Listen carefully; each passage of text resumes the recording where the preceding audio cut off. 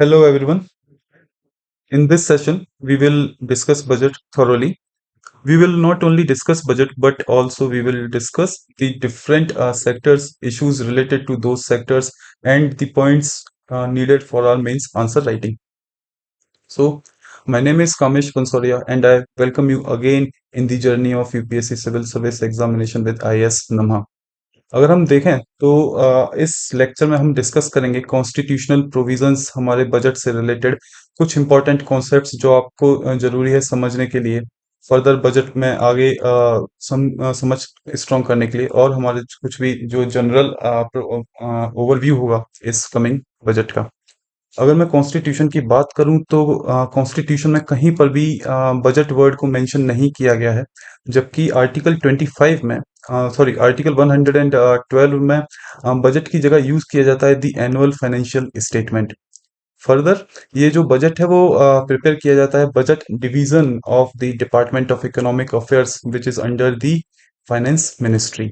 अगर हम बात करें बजट की तो it is simply like passbook, जो हमारी बैंक पासबुक होती है कुछ उसी तरह होता है ये बजट, जिसमें कि हमको पता पड़ता है कि हमारा सोर्स क्या है इनकम का और हम अपनी इनकम को कहाँ पर खर्च कर रहे हैं। ठीक है ना। तो इसमें हमको दोनों ही चीजें देखने को मिलती हैं, सोर्स और हमारा खर्च कहाँ किया जा रहा है वो। ये जो बजट है इसकी थीम इस साल के बजट की है employment, skilling, MSME and middle class. अगर मैं बात करूं एम्प्लॉयमेंट की अगर मैं बात करूं एम्प्लॉयमेंट की तो लेबर फोर्स सर्वे ने कहा था कि एम्प्लॉयमेंट रेट जो है वो अभी 3.2 है 2022-2023 में। देखने पर लगेगा कि हाँ सब कुछ सही चल रहा है, बट जो बात है वो नेचर ऑफ एम्प्लॉयमेंट की ज्यादा है। अगर हम अपनी इकोनॉमी को तीन सेक्टर्स में डिवाइड करें अगर हम अपनी इकोनॉमी को तीन सेक्टर में डिवाइड करें, प्राइमरी, सेकेंडरी एंड टर्शरी, तो हम देखेंगे कि जो प्राइमरी सेक्टर है ये जो प्राइमरी सेक्टर है वहां पर मेरा majority of the workforce employed है, जो कि मैं समझ सकता हूँ 50% के आसपास। सेकेंडरी टर्शर में अगर मैं देखूं तो मेरा होगा लगभग लगभग 20% के आसपास एंड टर्शरी सेक्टर में 30% के आसपास। बट इनका जो शेयर है जीडीपी में इनका जो जीडीपी में शेयर है वो सबसे ज्यादा शेयर हम लोगों को मिलता है टर्शरी सेक्टर, और जिसको हम कॉमनली जानते हैं सर्विस सेक्टर के नाम से। सर्विस सेक्टर हमारा कंट्रीब्यूट करता है लगभग लगभग 60% के आसपास। वहीं पर प्राइमरी सेक्टर कंट्रीब्यूट करता है लगभग 20% सॉरी 25% के आसपास। एंड सेकेंडरी सेक्टर जो कंट्रीब्यूट करता है वो करता है 15% के आसपास। तो कहीं ना कहीं हमको ये देखने को मिलता है कि ये जो प्राइमरी सेक्टर है वो बहुत ज्यादा ही ओवर बर्डनड है। और यही रीजन है कि यहाँ पर हमको देखने को मिलता है डिसगाइज्ड अनएम्प्लॉयमेंट डिसगाइज्ड अनएम्प्लॉयमेंट और seasonal unemployment seasonal unemployment. Further हमको जरूरत होगी कि हम जो आने वाली जो जॉब हैं वो या कुछ इस तरह बढ़ाएं कि जो एक हमको ट्रांजिशन देखने को मिले प्राइमरी से सेकेंडरी सेक्टर की तरफ, राइट, या फिर प्राइमरी से टर्सरी सेक्टर की तरफ। ये हमारी नीड है अभी। बट अगर हम बात करें टर्सरी सेक्टर की और अगर हम बात करें टर्सरी सेक्टर की तो ये हमको 60% के आसपास कंट्रीब्यूट करता है जीडीपी में। बट अगेन अगर मैं इसको दो तरीके से देखूं कि एक होता है मेरा ट्रेडिशनल ट्रेडिशनल सर्विस और दूसरी है मेरी मॉडर्न सर्विस। अगेन ये जो ट्रेडिशनल सर्विस है, जैसे कि हम देखते हैं street vendor, for an example street vendor, और मैं बोल सकता हूँ लो स्किल जॉब और मैं बोल सकता हूँ लो स्किल जॉब। तो ये जो ट्रेडिशनल सर्विसेज हैं यहाँ पर एम्प्लॉयमेंट ज्यादा है, जबकि मॉडर्न सर्विसेज में एम्प्लॉयमेंट कम है। बट बट अगर मैं बात करूं जीडीपी की सर्विस सेक्टर में तो मॉडर्न सेक्टर से हमको ज्यादा कंट्रीब्यूशन देखने को मिलता है। अगेन ये भी प्रोपोर्शनल नहीं है, और इसीलिए अभी हमारी जरूरत है कि हम अपना फोकस करें ट्रेडिशनल सेक्टर की तरफ ज्यादा और इनको स्किल करें। इसके लिए गवर्नमेंट अलग अलग स्किल प्रोग्राम्स अलग अलग टाइम पर चलाती है। फिर मैं दोबारा से अगर मैं बात करूं फिर अगर मैं दोबारा से बात करूं एम्प्लॉयमेंट की ही, तो हम देखते हैं एम्प्लॉयमेंट में दो सेक्टर्स आते हैं, दो प्राइमरीली सेक्टर होते हैं जिसको हम बोलते हैं फॉर्मल सेक्टर फॉर्मल सेक्टर और दूसरा इनफॉर्मल सेक्टर। रिपोर्ट आई थी एनएसएसओ की, एनएसएसओ, जिसने बताया था 2009 से 2010 के बीच में कि हमारी इकोनॉमी में जो इनफॉर्मल सेक्टर का शेयर है वो लगभग लगभग 85% है। लगभग 85% है। वहीं पर वहीं पर एक रिपोर्ट और आई थी, एक रिपोर्ट, और वहीं मैं बात करूं एक और जो दूसरी कमेटी थी, सेन गुप्ता कमेटी। इस कमेटी का कहना था कि नहीं, 2009 से 2010 के बीच में जो इनफॉर्मल सेक्टर है वो लगभग लगभग 92.5% देखने को मिला। तो ये सब हम लोग डिस्कस यहाँ इसीलिए कर रहे हैं क्योंकि हमारी इकोनॉमी में अभी ज्यादा से ज्यादा इनफॉर्मल सेक्टर है, ठीक है ना। तो हम लोग का फोकस क्या होना चाहिए, अगर आपसे मेंस आंसर राइटिंग में पूछा जाए कि आपका फोकस क्या होना चाहिए, तो आपका होना चाहिए कि नहीं, formalisation of an economy is the need of our formalization of the economy is the need of our formalisation से होगा क्या, फॉर्मलाइजेशन से सिंपली ये होगा कि जो वर्कर्स हैं उनको हम सोशल सिक्योरिटी प्रोवाइड कर सकेंगे, वर्कर्स को सोशल सिक्योरिटी प्रोवाइड कर सकेंगे, एक बेटर वर्किंग कंडीशंस उनको प्रोवाइड हो सकेंगी, बेटर वर्किंग कंडीशन उनको प्रोवाइड हो सकेंगी, प्रॉपर लेबर लॉस का इम्प्लीमेंटेशन हो सकेगा, और अगेन हम लोग उनकी वेजेस जो है, ये जो वेजेस है उसको भी रेगुलेट कर सकेंगे, उसको भी रेगुलेट कर सकेंगे। अच्छा, फॉर्मलाइजेशन में जो सबसे बड़ा हर्डल आता है वो कहीं ना कहीं खुद एक लेबर लॉज ही है, लेबर लॉज। ये जो हमारे लेबर लॉज हैं इनमें इश्यूज ये हैं कि एक तो मल्टीपल है, multiple labour laws, and second rigid in nature, which which hurts the sentiments of workers and producer or industrialist both. So we need to reform our labor laws also. Again, अगर हम बात करें कि formal sector क्या है, एक simple definition अगर मैं आपको दूं कि फॉर्मल सेक्टर क्या है, तो यहां से आप समझेंगे फॉर्मल सेक्टर वो सारे एंटरप्राइजेस जो 10 एम्प्लॉयज को जॉब पर रखें, 10 एम्प्लॉय, 10 और 10 प्लस एम्प्लॉयज को जॉब पर रखें, plus with electricity as input, with electricity as input. Second, informal sector क्या है, informal sector informal sector in short is those which which are not of a formal nature, which are not of formal nature, or where the work or where the work is of low quality. Low quality से मेरा क्या मतलब है, low quality से मेरा मतलब है simple unskilled labour, simply unskilled labour. तो ये हमने देखा कि एम्प्लॉयमेंट इतना जरूरी क्यों है, हमने अच्छे से समझा कि हाँ, बजट की थीम में इस बार एम्प्लॉयमेंट को क्यों रखा गया है। एक बार मैं इस स्लाइड को क्लीन करता हूँ। अगला अगला हम देखेंगे स्किलिंग, अगला हम देखेंगे स्किलिंग।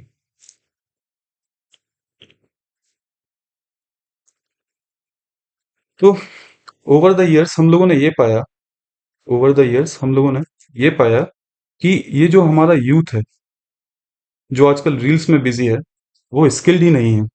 इंडस्ट्रीज का कंप्लेंट है, इंडस्ट्रीज का कंप्लेंट है कि नहीं भाई, जो तुम्हारा यूथ है वो अभी जॉब के लायक ही नहीं, इसमें वो स्किल्स ही नहीं है।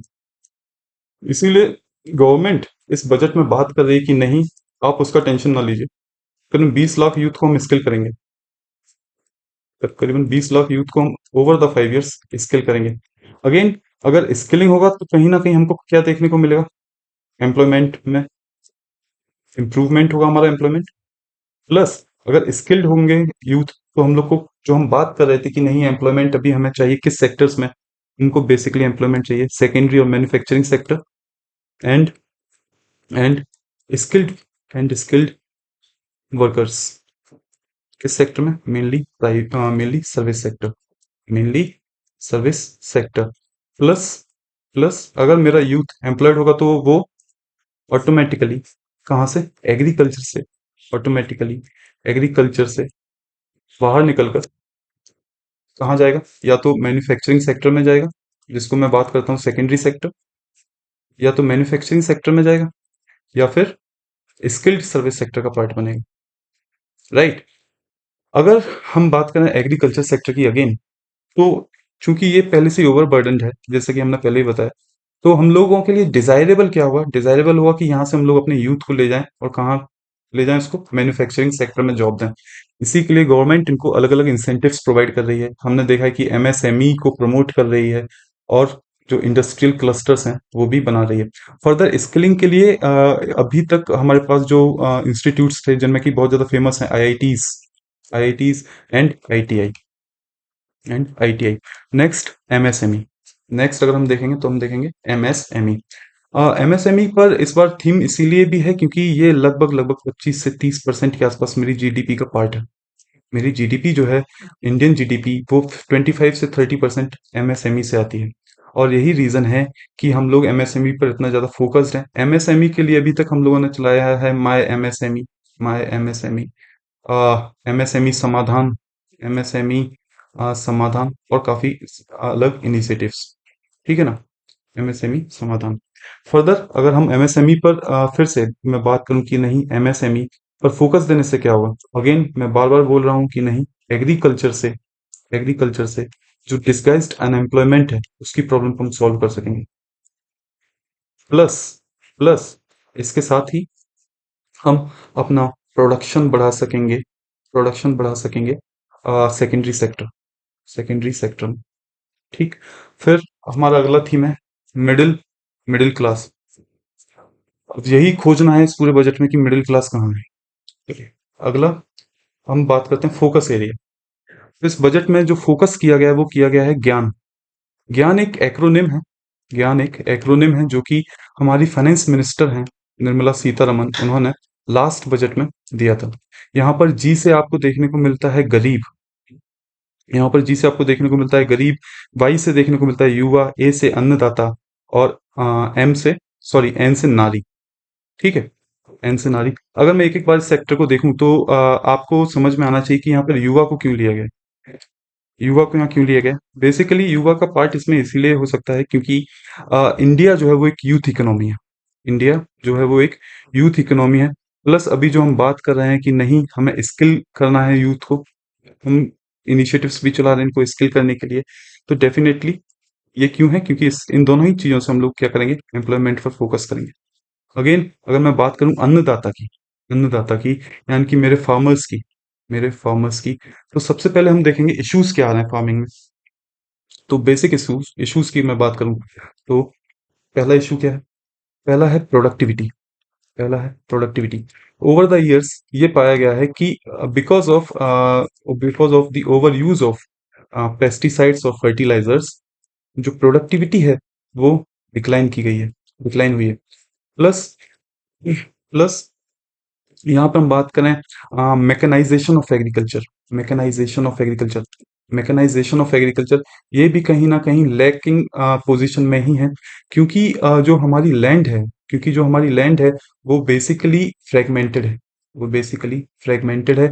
मेरा मतलब है फ्रेगमेंटेड से कि हम लोगों के यहाँ प्रेवलेंस है स्मॉल एंड मार्जिनल फार्मर्स का। स्मॉल एंड मार्जिनल फार्मर्स तो जब स्मॉल एंड मार्जिनल फार्मर्स का प्रेवलेंस होगा, उस केस में आप देखेंगे कि एक तो इकोनॉमीज ऑफ स्केल नहीं देखने को मिलेगा हमको। इकोनॉमीज ऑफ स्केल जो फार्मर्स को है वो नहीं देखने को मिलती। दूसरा, टेक्नोलॉजी एडॉप्शन नहीं हो पाता टेक्नोलॉजी एडॉप्शन नहीं हो पाता। तीसरा तीसरा पॉइंट अगर मैं बात करूं कि प्रॉपर प्रॉपर एग्रीकल्चरल एक्टिविटीज का इम्प्लीमेंटेशन नहीं हो पाता, ठीक है। अगेन फार्मर्स के लिए इश्यूज और क्या क्या हो सकते हैं? फार्मर्स के लिए इशू हो सकता है इश्यूज रिलेटेड टू एमएसपी, जो हमेशा ही एक बर्निंग इशू रहा है। Issues related to storage like cold storage facilities. Issues related to food processing की हम बात कर सकते हैं कि प्रॉपर प्रोसेसिंग नहीं होने की वजह से जो हमारे फूड ग्रेन्स हैं उनका वेस्टेज हमको देखने को मिलता है। तो ये ही कुछ इश्यूज हैं जिनके ऊपर हमारा ये बजट और हम लोग को फोकस करना चाहिए आने वाले टाइम पर। फिर जब हम बात करते हैं नारी की, फिर जब हम बात करते हैं इस पूरे सेशन में या बजट में नारी की, तो नारी के ऊपर फोकस इसीलिए किया गया है क्योंकि we are we are striving towards women empowerment. हम बात करते हैं हर वक्त वुमेन एम्पावरमेंट की। तो मेरा मतलब क्या है वुमेन एम्पावरमेंट से? मेरा मतलब है इक्वल पे। मेरा मतलब है equal pay, increase in employment opportunities, increase in employment opportunities. Okay. Okay. Next अगर हम देखें कि इस हमारे बजट में कुछ प्रायोरिटीज हैं जो कि सेट की गई हैं। हमारे बजट में कुछ प्रायोरिटीज हैं जो कि सेट की गई हैं। इस पूरे बजट में हमको 9 प्रायोरिटीज देखने को मिलेंगी, जिसमें कि पहली है हमारी productivity and resilience in agriculture. तो बेसिकली हम प्रोडक्टिविटी को बढ़ाने के लिए क्या क्या कर सकते हैं और अभी तक हमारे यहाँ क्या क्या हुआ है। एक कि हमने देखा कि एक इशू ये भी है कि डिस्प्रोपोर्शनेटली हम अपने फर्टिलाइजर्स का इशू का यूज करते हैं, जिसकी वजह से हमारी जो प्रोडक्टिविटी है वो डिक्रीज की गई है। उसके लिए अभी तक हमारी गवर्नमेंट ने निकाला था सॉइल हेल्थ कार्ड स्कीम। ठीक है, सॉइल हेल्थ कार्ड स्कीम। हम लोग के यहाँ एक इशू था कि नहीं भाई फ्रेगमेंटेड लैंड है, फ्रेगमेंटेड लैंड है, तो उसके लिए हमारे पास आया cooperative farming. Cooperative farming further further हम लोगों ने फोकस किया क्लाइमेट चैलेंज को डील करने के लिए क्लाइमेट रेजिलिएंट सीड्स के साथ, क्लाइमेट रेजिलिएंट सीड्स के साथ। बेसिकली ये जो बजट है वो बात करेगा हमारी प्रोडक्टिविटी के बारे में। इसके लिए इन्होंने फोकस किया है एफपीओस पर। एफपीओस जो कि खुद एक कंपनीज एक्ट के अंदर बनते हैं, कंपनीज एक्ट, राइट। अगेन हम लोग बात करते हैं इस बजट में नेचुरल फार्मिंग की। हम लोग बात करते हैं इस बजट में नेचुरल फार्मिंग की। नेचुरल फार्मिंग अगर मैं बात करूं तो ये simply farming farming which do not use any type of artificial pesticides or fertilizer।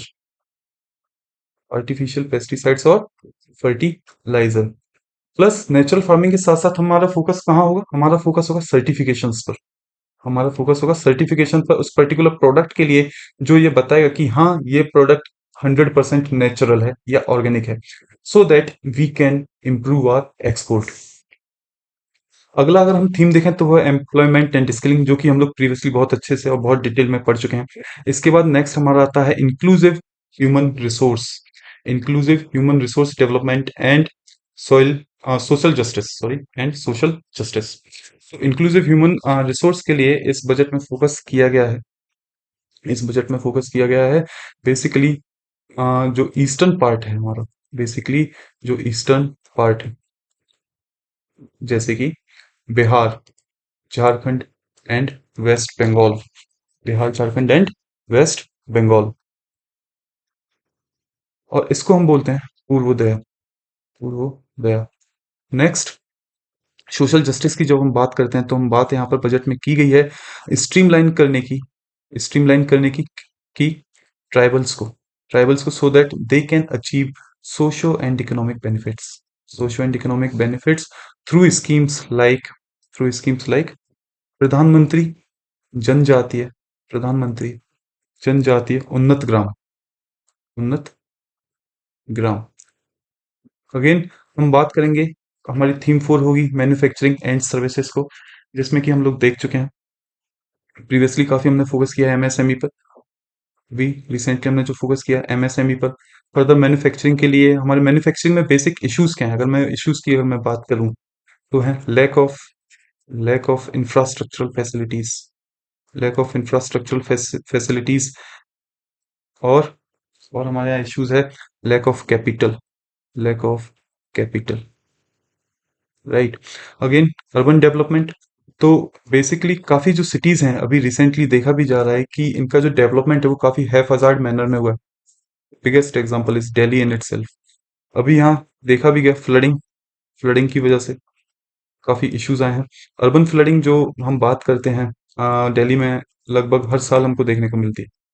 ठीक है, ये कुछ इश्यूज हैं अर्बन, इसके लिए हम लोग को अर्बन डेवलपमेंट की बात की गई है, जिसमें कि बेसिक जो बात की गई है वो बात की गई है वाटर मैनेजमेंट की। जब मैं बात करता हूँ वाटर मैनेजमेंट की तो मैं बात करता हूँ वाटर सप्लाई, वाटर सप्लाई की। मैं बात करता हूँ वेस्ट, सॉलिड वेस्ट डिस्पोजल। मैं बात करता हूँ सॉलिड वेस्ट डिस्पोजल की। ओके, देन अगला जो थीम होगा वो होगा हमारा energy security. We all know कि for energy we are very much dependent on middle east countries. Middle east countries, countries like Russia and USA to some extent. ठीक। तो यहाँ पर हम लोगों ने बात की है एनर्जी सिक्योरिटी की। But we are very much focused on solar energy। we are very much focused on solar energy। इससे ये होगा कि हम लोग सोलर एनर्जी के लिए जो पैनल्स होते हैं वो ऑलरेडी इंपोर्ट करते हैं, राइट। इंपोर्ट करते हैं। फर्दर अगर हम बहुत ज्यादा ही सोलर एनर्जी पर फोकस करेंगे तो हमारी जो डिपेंडेंसी है on countries like China will increase। So we need to proportionate our energy requirement along the different energy sectors। Okay. बात अगर मैं करूं इंफ्रास्ट्रक्चर की तो इस पूरे बजट में लगभग लगभग 3.2% के आसपास infrastructure of GDP is set aside for infrastructure। then why infrastructure is very much needed? Because infrastructure has cascading effect। infrastructure has cascading effect। अब समझते हैं कि कैस्केडिंग इफेक्ट क्या होता है ना। तो जब मैं बात करता हूँ इंफ्रास्ट्रक्चर की, फॉर एन एग्जांपल अगर मैं बात करूँ मेट्रो, अगर मेट्रो जब भी किसी एक पर्टिकुलर सिटी में बनाई जाती है, केवल वहां मेट्रो ही डेवलप नहीं होता है ना। उसके आसपास हमको मार्केट देखने को मिलते हैं। उसके आसपास हमको मार्केट देखने को मिलता है, मार्केट डेवलप होगा, आसपास रेसिडेंस डेवलप होंगे। ठीक। और आसपास जो भी हमारे इंडस्ट्रियल फर्म्स हैं वो आकर क्या करेंगी, अपना इंडस्ट्रियल और सर्विस सेक्टर से रिलेटेड फर्म हेडक्वार्टर सेटअप करती हैं। तो ये जो सारी फिनोमेना है इसको हम कास्केडिंग इफेक्ट बोलते हैं। In in short cascading effect क्या है? One development of one sector leads to the development of another sector, right. तो ये देखा जाता है इंफ्रास्ट्रक्चर के टर्म में। इंफ्रास्ट्रक्चर में इसीलिए मेनली गवर्नमेंट फोकस्ड होती है हमारी कि हम अपना इंफ्रास्ट्रक्चर को ज्यादा से ज्यादा रोबस्ट बना सकें। Secondly R economy is mainly consumer economy. Indian economy और many other developing economies are consumer economy, right? In our consumer economy, so we need to change or shift our economy system from consumer to industrial। Next अगर हम आए innovation पर, जो हमारी theme 8 है। तो अगर मैं बात करूं इनोवेशन इंडेक्स की, ये इंडेक्स निकाला जाता है किसके द्वारा? वीपो, वर्ल्ड इंटेलेक्चुअल प्रॉपर्टी ऑर्गेनाइजेशन के द्वारा। इसमें हमारी इंडिया जो है वो अभी भी 40th रैंक पर है। ठीक। इसके लिए और हम जब बात करते हैं आत्मनिर्भर भारत के लिए आत्मनिर्भर भारत के लिए, तो इन दोनों ही एस्पेक्ट में जब मैं देखूं तो हम हमारा फोकस मेनली कहाँ होना चाहिए? हमारा फोकस होना चाहिए रिसर्च डेवलपमेंट के लिए। और इसी रिसर्च के लिए हमारा इस बजट में बोला गया है कि अनुसंधान फंड को ऑपरेशनलाइज किया जाएगा। अनुसंधान फंड को ऑपरेशनलाइज किया जाएगा, प्लस जो प्राइवेट सेक्टर है उसकी इंक्लूसिविटी को बढ़ावा दिया जाएगा। नेक्स्ट हमारी थीम है नेक्स्ट जनरेशन रिफॉर्म्स की। Next generation reform. तो यहाँ पर बात जब नेक्स्ट जनरेशन रिफॉर्म की आती है तो आती है बात reforms related to, for an example, reforms related to land digitization, और when I say digitization of land record. इससे होगा क्या? इससे ये होगा कि अगर फार्मर्स का लैंड रिकॉर्ड जब डिजिटाइज होगा तो वहां पर लैंड डिस्प्यूट है लैंड डिस्प्यूट है या वो डेफिनेटली हम एलिमिनेट कर सकेंगे। और जब ये लैंड डिस्प्यूट खत्म होगा तो उनको वहां पर credit facilities in a better way avail हो सकेंगी। ठीक है। तो ये हमारी अभी तक की 9 थीम्स थी जिन पर बजट, और हम कह सकते हैं 9 प्रायोरिटीज थी जिन पर की बजट बहुत ज्यादा फोकस्ड है। अगले सेशन में हम बात करेंगे हमारे बजट के कंपोनेंट्स की, जिसमें हम देखेंगे कंपोनेंट्स हमारे बजट के कैसे होते हैं। ये एक अभी हम देख सकते हैं बजट का जो ग्लांस है ये देखने में काफी कॉम्प्लिकेटेड लगेगा, बट मैं आपके लिए इसको काफ़ी इजी बना दूंगा अगले सेशन में। कुछ एक क्लासिफिकेशन है जो अभी नहीं, हम अगले सेशन में फर्दर पढ़ेंगे। इससे रिलेटेड कुछ टर्म्स भी होंगे जिसमें हम आगे बात करेंगे, फिस्कल डेफिसिट की, हम बात करेंगे रिवेन्यू डेफिसिट की, इफेक्टिव रिवेन्यू डेफिसिट और primary deficit. So thank you all, and for further any query you can contact IS Nama, or for any query related to economy you can contact on my email ID and Telegram. Thank you.